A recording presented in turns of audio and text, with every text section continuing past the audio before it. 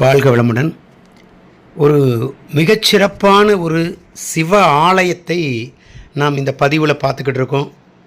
எந்த ஊர் அப்படின்னு பார்த்தாலே உங்களுக்கு தெரியும், திருவண்ணாமலை. கோபுர தரிசனம் கோடி புண்ணியம்பாங்க. கோவிலில்லா ஊரிலே குடியிருக்காதே அப்படிங்கிறது பழமொழி. எவ்வளவு அருமையான ஒரு கட்டட வேலைப்பாடுகளோடு மிகப்பெரிய அளவில் கட்டப்பட்ட ஒரு அருமையான ஒரு சிவத்தலம் அப்படின்னு சொல்லலாம். சரிங்களா?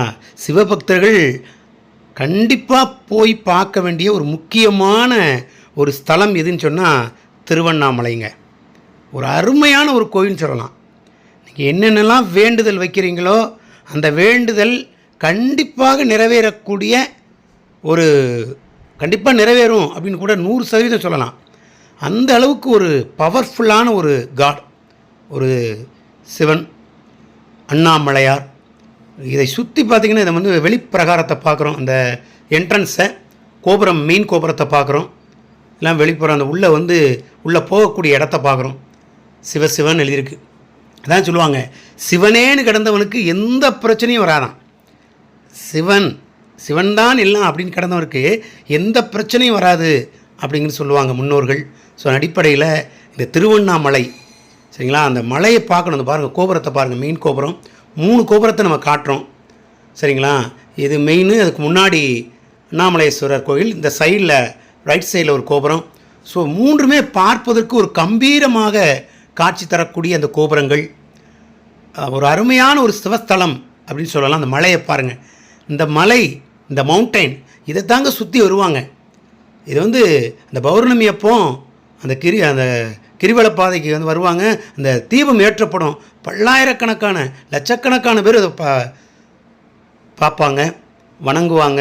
ஸோ இந்த வந்து கிட்டத்தட்ட பார்த்திங்கன்னா இந்த மலையை வந்து சுற்றி 14 கிலோமீட்டர் கிரிவலப்பாதையில் டெய்லி இன்றைக்கி ஆயிரக்கணக்கான லட்சக்கணக்கான பக்தர்கள் தன்னுடைய வேண்டுதலோடு அதை சுற்றி வராங்க. அது நிறைவேறும் அப்படின்ற நம்பிக்கையோட நிறைய இந்த மலையை கீழ்ப்புறம் அந்த அடிவாரத்தில் நிறைய சித்தர்களுடைய ஜீவ சமாதி இருக்குது. அது ரொம்ப ரொம்ப முக்கியமானது. அதே நேரத்தில் பார்த்திங்க அப்படின்னா இந்த கிரிவலப்பாதையில் 8 லிங்கங்கள் இருக்குது. அதான் ரொம்ப ரொம்ப முக்கியம். சிவ வடிவத்தில் 8 லிங்கம்.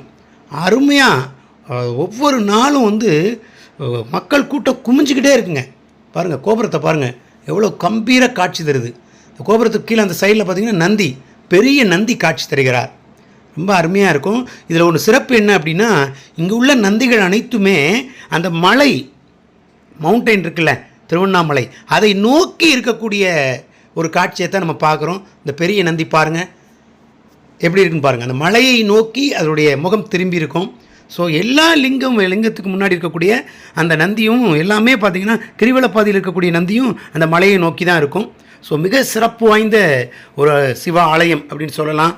மிகப்பெரிய பரப்பளவில் கட்டப்பட்டுள்ள ஒரு ஆலயம், சிவ ஆலயம். அந்த நந்தி பெருமானை தான் நம்ம பார்க்குறோம். ரொம்ப ஒரு நேர்த்தியான கட்டட அமைப்பு. சரிங்களா? இதெல்லாம் நீங்கள் கண்டிப்பாக உங்களுடைய ஃபேமிலியோடு போங்க. கண்டிப்பாக நீங்கள் நினச்சது நடக்கும். 100% சொல்லலாம். சரிங்களா? பாருங்கள், அந்த லிங்கம் எங்கெங்கெல்லாம் அந்த 8 லிங்கம் இருக்குது அப்படிங்கிறத அவ்வளவு தெளிவாக ஒவ்வொரு இடத்துலையும் அந்த கோவில் நிர்வாகம் இதை வந்து சிறப்பாக வச்சுருக்காங்க. அதைத்தான் நம்ம பார்க்குறோம். ஸோ யமலிங்கம், அடுத்து பார்த்திங்கன்னா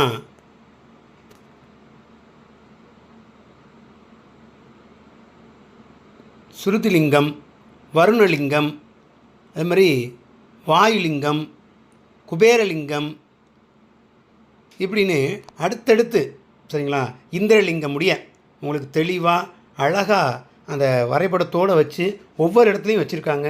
கண்டிப்பாக குடும்பத்தோடு போய் ஒரு முறையாவது கிரிவலப்பாதையில், அந்த இடுக்கு பிள்ளையார் கோயிலும்பாங்க, அதெல்லாம் மிகச்சிறப்பு வாய்ந்தது. அதெல்லாம் கண்டிப்பாக போயிட்டு வாங்க. பல பாவங்கள் கழியுது. 2வது நமக்கு புண்ணியம் பெருகும், நமக்கு நல்லதே நடக்கும். சரிங்களா? 100% சொல்லலாம். ஸோ சிவனருள் அனைவருக்கும் கிடைக்கட்டும். திருச்சிற்றம்பலம்.